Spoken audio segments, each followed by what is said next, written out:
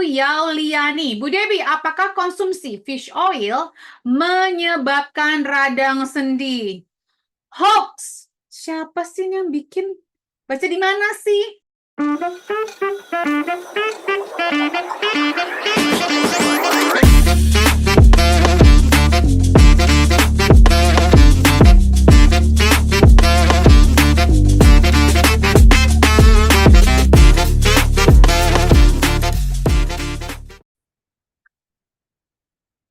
Hai, kembali lagi bersama saya Debbie Jamri, your favorite naturopathic practitioner dalam segmen Hoax or Real. Semakin banyak yang nyebarin hoax, makin aneh-aneh.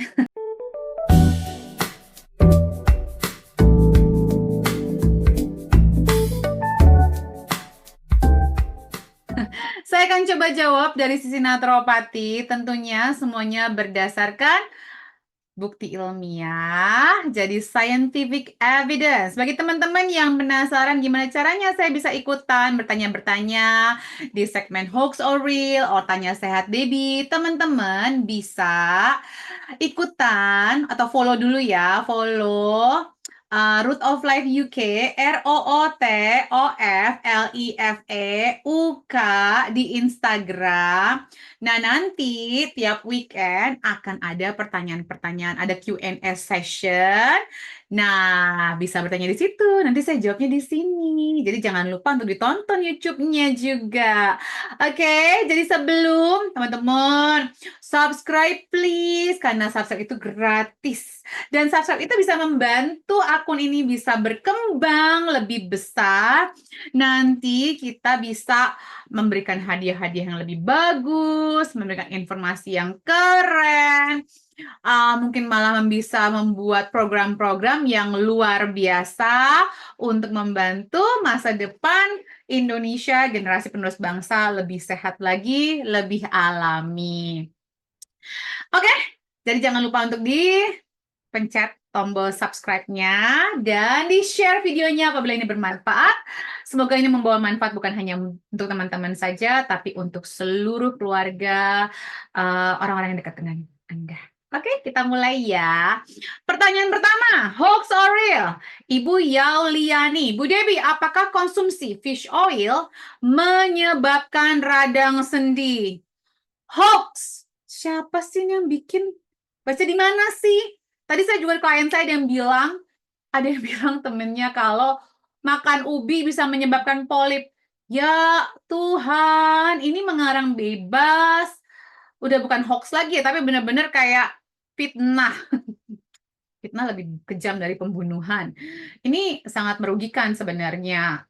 Justru konsumsi minyak ikan dapat menyembuhkan atau mengurangi rasa sakit dari peradangan di sendi. Ngaco banget, justru kalau kita nggak mengkonsumsi fish oil, kita bisa mendapatkan radang sendi. Stop ya, nyebarin hoax ya. Penelitiannya banyak kok, tinggal baca aja. Berikutnya dari Ibu Fitrikzin. Pertumbuhan tinggi anak perempuan setelah mendapat menstruasi pertama berhenti. Thanks, Bu. Hoax. Ini buktinya.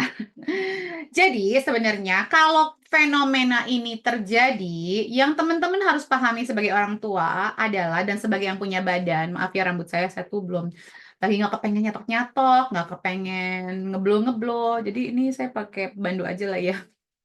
It's okay, yang penting kan ilmunya ya, bukan Bu Debinya cantik paripurna atau enggak.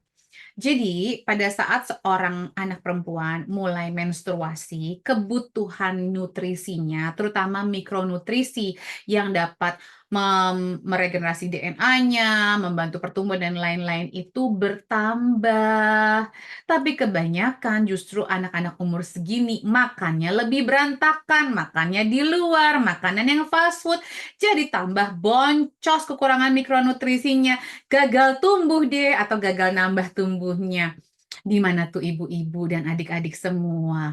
Cus dicek zat besinya, ferritinnya, terutama kalau yang habis mens itu kan nanti darahnya banyak keluar tiap bulan. Apalagi kalau tipe-tipe yang saya, mensnya banyak banget gitu. Tapi ini salah banget gitu ya. Cek zinc levelnya juga karena anak remaja memang kebutuhan zincnya meningkat banget. Karena kan zinc itu penting buat DNA.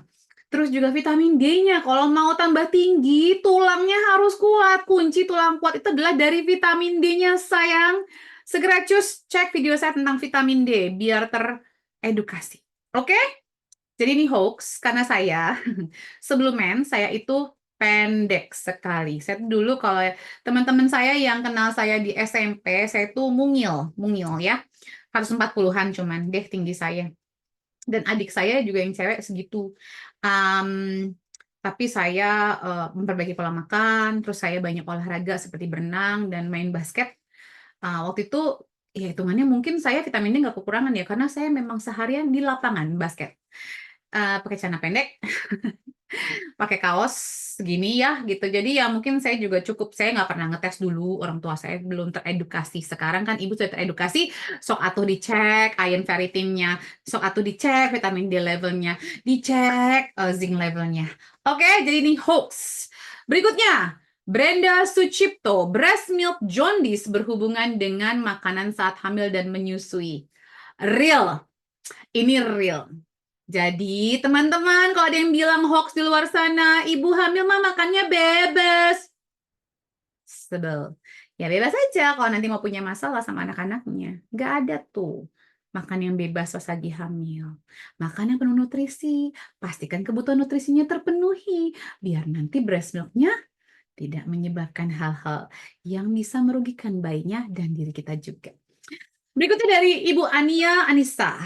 Susu kambing bagus buat sistem pernafasan. Sebenarnya real. Kenapa? Karena alergi susu kambing itu lebih rendah.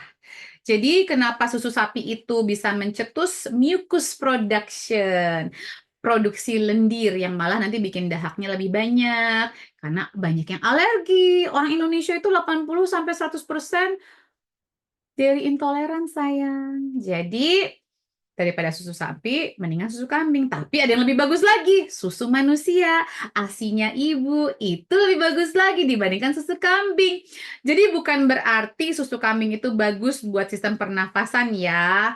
Real lebih bagus dibandingkan susu sapi kalau memang anaknya dairy intolerance. Dan emang ini banyak banget. Udahlah, orang Indonesia udah pasti aja dairy intolerance lah susu sapi. Sebenarnya nggak usah minum susu sapi. Kalaupun mau minum susu sapi, cari yang makannya makan rumput, dan itu juga sekali-sekali, nggak yang tiap hari juga, say, gitu loh. Masih banyak makanan yang lain, masih banyak susu-susu yang lain, dikombinasikan aja, biar tidak membuat alergi, atau sensitivitas, atau intoleransi. Oke, jadi susu kambing itu lebih baik karena memang tidak dikomersialisasi dan kebanyakan juga tidak dibikin UHT yang sudah dibunuh semua enzimnya, dihilang semua nutrisinya. Berikutnya dari avong.avong.5815. Benarkah orang yang asal makan sayur walau matang, apalagi di smoothies, jadi satu gelas, selalu diare, pasti IBS dan IBD? Aku nggak ngerti pertanyaannya. Benarkah orang yang asal makan sayur walau matang, apalagi di smoothies, jadi satu gelas selalu diare, pasti IBS atau IBD. Jadi maksudnya adalah kalau orang yang makan sayur, walaupun mateng, terus tapi muncul diare, itu udah pasti dia IBS atau IBD. Ya bisa jadi real sih ini. Iya, bisa real ini, Bu. Iya, karena harusnya nggak begitu. Jadi kemungkinan besar ya IBS atau IBD. Lebih ke IBD sih harusnya. Kalau IBS tuh bukan sayuran harusnya. Makanan-makanan mungkin yang memang intoleran atau sensitif ya. Berikutnya, Angelica_Sinambela. Pin polio cukup satu dosis sebenarnya. Aduh, ini ujung jurang banget sih pertanyaannya.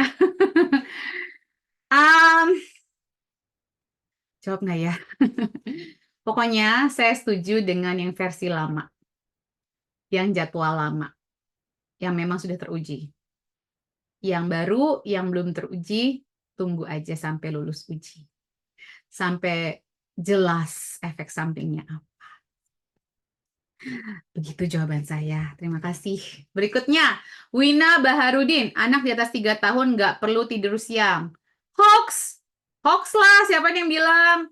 Tergantung juga tidur malam anaknya. Walaupun saya anjurkan fokusnya adalah tidur malam, tapi kalau mau tidur siang ya paling lama, pokoknya harus dibangunin jam 3.30 biar nggak ganggu tidur malamnya. Tapi ini hoax. Kalau kurang anak 3 tahun tuh masih 10 sampai 13 jam. 10 sampai 13 jam. Jadi kalau misalnya dia tidurnya di jam 9, bangunnya di jam 5 atau jam 6, baru 9 jam. Kurang. Terus gimana kalau nggak boleh tidur siang? Enak aja. Berikutnya dari Afika Zahidah. Picky eater dan mual muntah pada bumil tidak bisa dikontrol hanya karena hormon. Hoax! Enak aja. Enggak, bukan hanya hormon, kekurangan nutrisi, kekurangan zinc, say, kekurangan zinc. Cek zinc levelnya ibu hamil. Hai ibu hamil, cek zincnya. Zinc itu juga penting buat imun sistem tubuh. Zinc itu juga penting buat pembentukan DNA. Ya, mual-mual, muntah-muntah, pada hamil itu kekurangan zinc atau juga kemungkinan kebanyakan toksin-toksin. Jadi ibu hamil makanlah yang less toksin ya. Jangan yang apa olahan-olahan gitu jangan dong. Ya. Berikutnya dari Sawitri 2004. Artritis karena kurang magnesium. Real banget ini. Coba aja. Tapi kalau udah sampai artritisnya bukan cuma magnesium aja ya kurangnya ya. Tapi yang udah pasti kalau mau terhindar dari artritis maksudnya bukan artritis ya Ibu, artritis itu pastikan teman-teman minum magnesium secara rutin. Berikutnya satu lagi nih. Ibu Yani _Susan, gangguan piriformis karena makan tepung. Tidak secara langsung, tapi real. Jadi, tepung terigu terutama dapat meningkatkan inflamasi dalam tubuh manusia. Karena semua makanan yang pakai tepung terigu pasti makanan ultra olahan. Tepung terigunya sendiri adalah ultra olahan gitu. Dan itu bisa memicu kondisi peradangan. Ya kan, mana ada tepung terigu yang nggak diolah lagi. Kalau nggak pakai gula, nggak pakai garam, segala macam rasa-rasa itu mana enak makan tepung terigu doang. Iya nggak sih? Pasti digoreng, jadi gorengan, bikin kue dengan gula-gulaan yang tinggi. Oh, tambah lagi tepung terigunya sini udah ultra olahan, tambahan-tambahannya juga ultra olahan. Jadi saya bilang ini adalah real, walaupun tidak direct langsung ya. Nanti ada yang ini mana bukti penelitiannya? Kamu mau bayarin? Sini tak bikin, bayarin ya. Kasih saya 5 juta dolar Amerika. Saya bikin nanti penelitiannya. Oke, hatur nuhun, terima kasih. Kamsahamnida, tarara thank you, matur suwun. I love you, take care. Jangan lupa di subscribe. See you next week.